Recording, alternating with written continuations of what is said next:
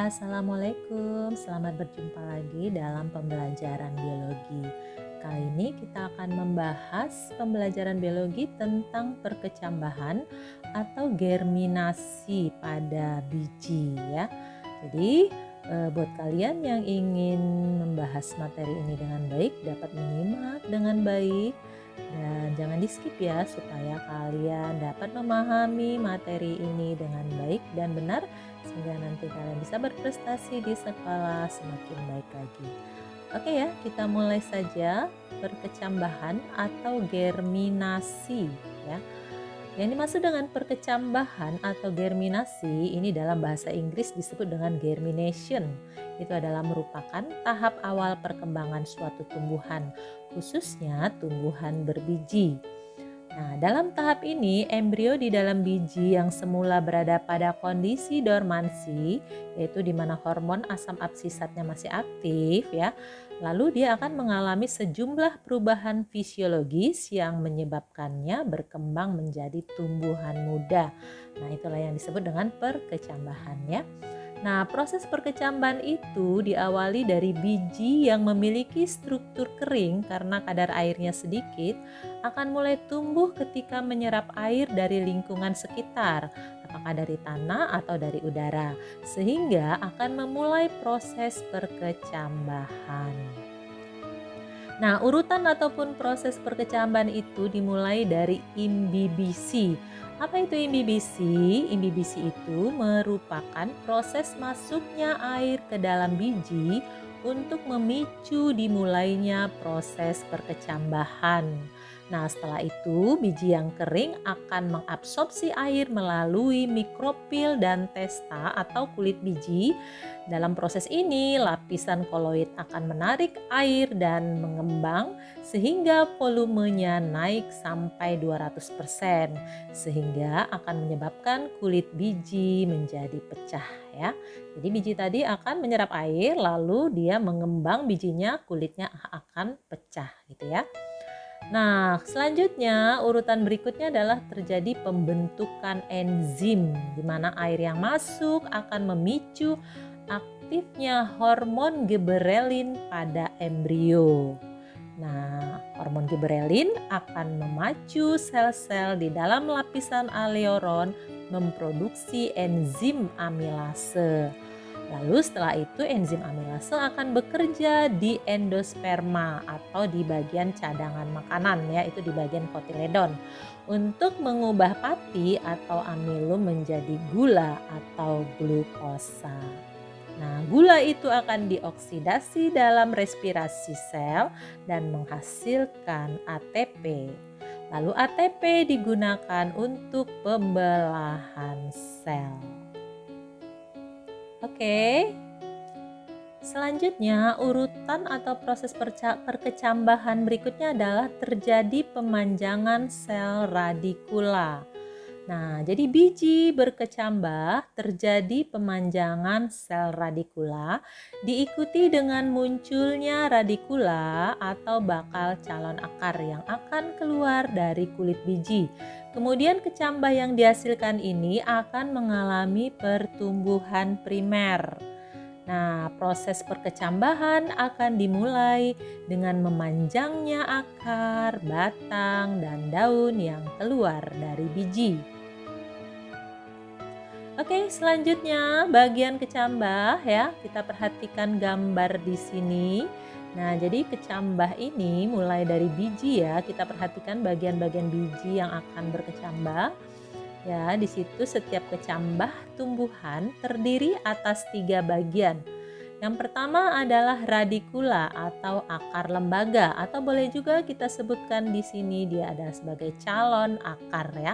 Jadi gambarnya terlihat itu gambar radikula atau calon akar ya pada biji yang di atas. Kemudian pada biji yang di bawah radikulanya kelihatan sudah semakin jelas saat sudah berkecambah ya. Nah, kemudian yang kedua namanya adalah plumule ya. Plumule disebut juga dengan pucuk lembaga atau boleh juga kita sebut dia sebagai calon pucuk atau batang ya pada awalnya ya.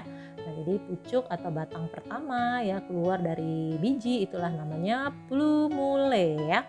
Nah, jadi gambarnya kita lihat pada biji yang di atas, plumule, di situ pucuknya akan keluar nanti dari biji.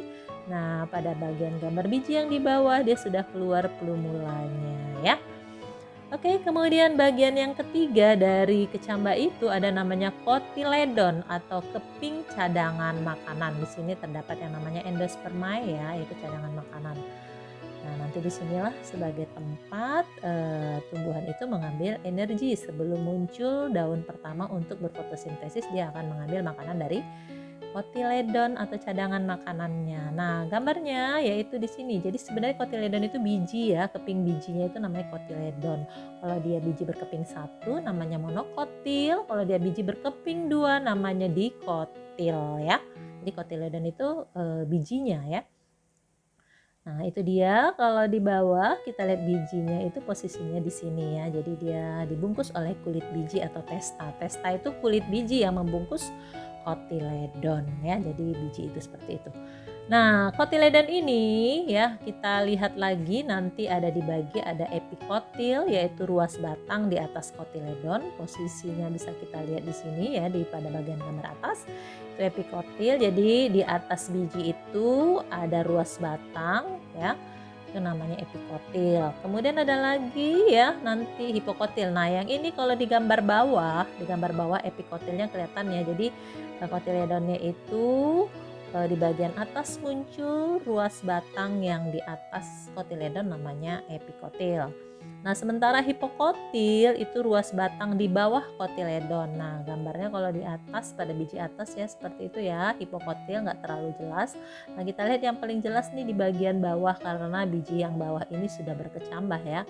Jadi hipokotilnya seperti itu. Di situ posisinya di bawah kotiledon. Jadi ingat aja kalau epikotil yaitu ruas batang di atas kotiledon, kalau hipokotil ruas batang di bawah kotiledon ya.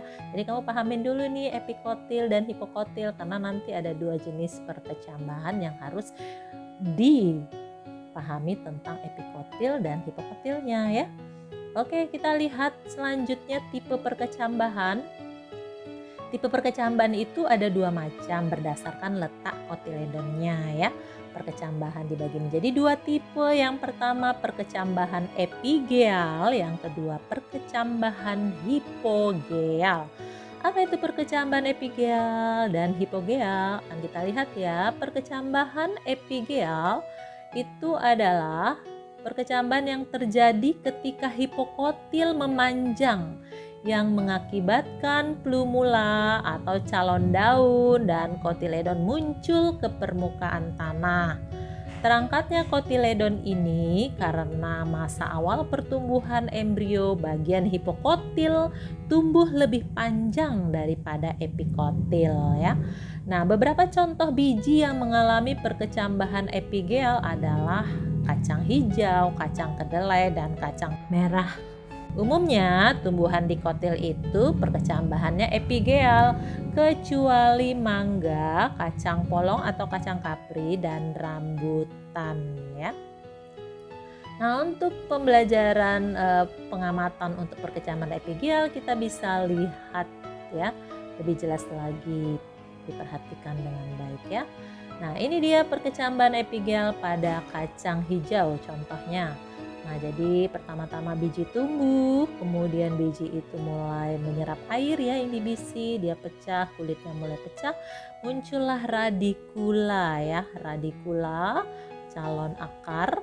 Kemudian di situ nanti akarnya terus tumbuh dan bagian hipokotilnya ya, bagian hipokotilnya ini tumbuh memanjang dengan pesat ya, sehingga dia karena hipokotil itu tumbuh memanjang dengan pesat, maka yang tadi disebut ya bahwa hipokotil ruas batang di bawah kotiledon ya, sehingga karena dia berada di bawah kotiledon maka kotiledonnya akan terangkat keluar dari permukaan tanah disebabkan hipokotilnya tumbuh memanjang dengan pesat. Akhirnya nanti ya hipokotil itu menyebabkan kotiledon itu muncul ke permukaan tanah ya.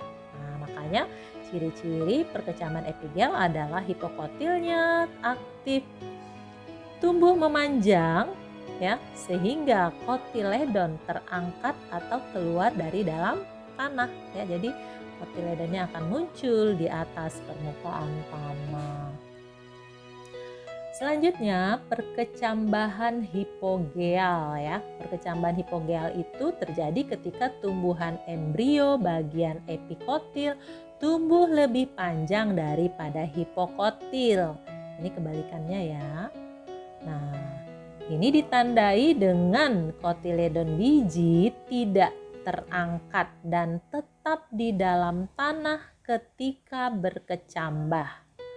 Ada beberapa contoh biji yang mengalami perkecambahan hipogeal seperti jagung, kacang kapri, biji padi, dan rumput-rumputan.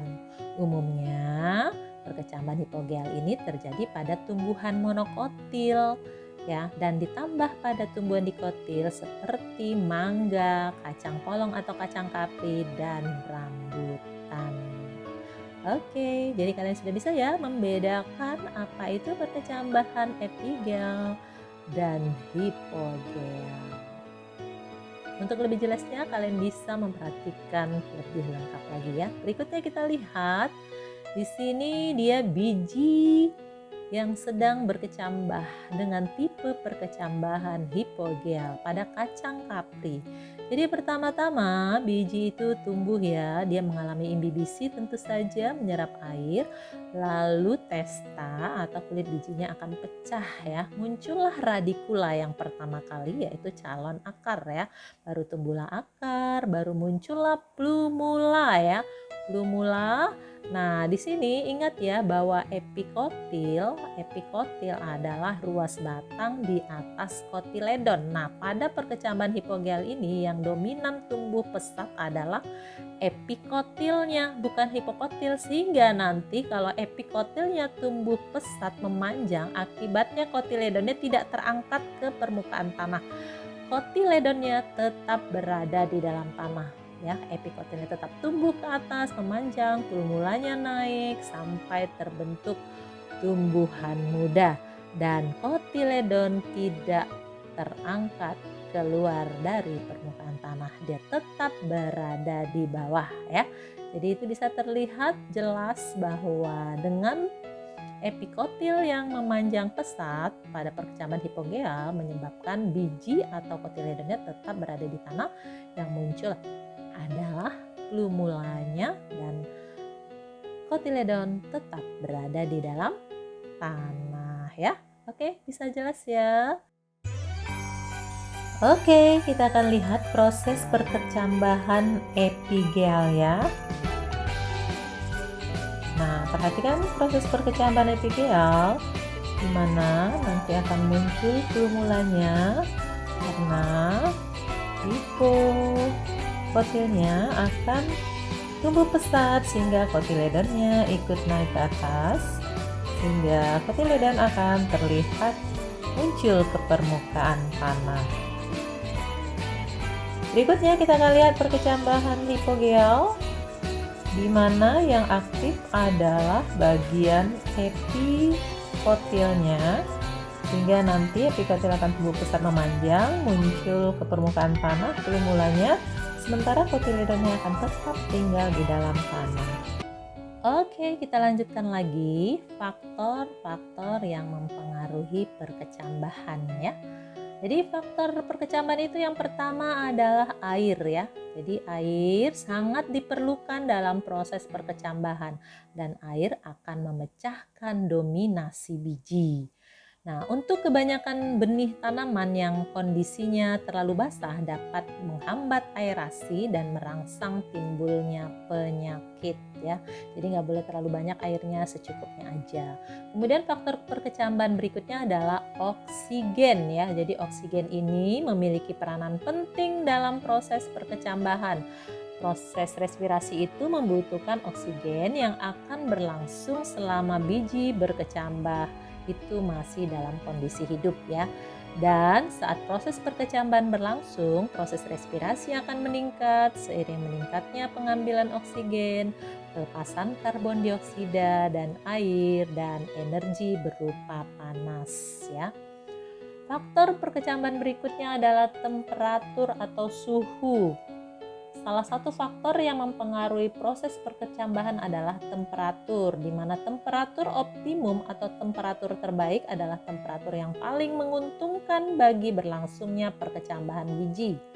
Umumnya kebanyakan biji tanaman memiliki temperatur optimum di antara 10 sampai 38 derajat Celcius. Berikutnya adalah faktor cahaya. Faktor cahaya menjadi salah satu faktor yang mempengaruhi proses perkecambahan, di mana kebutuhan cahaya untuk perkecambahan berbeda-beda atau tergantung jenisnya. Umumnya, biji tidak membutuhkan cahaya untuk perkecambahan karena akan terhambat jika ada unsur cahaya. Oke, begitulah demikian tadi pembelajaran biologi tentang perkecambahan. Semoga kalian semakin paham dan jelas untuk pembelajaran materi ini ya. Terima kasih atas perhatiannya. Semoga kalian sukses selalu, berprestasi selalu di sekolah.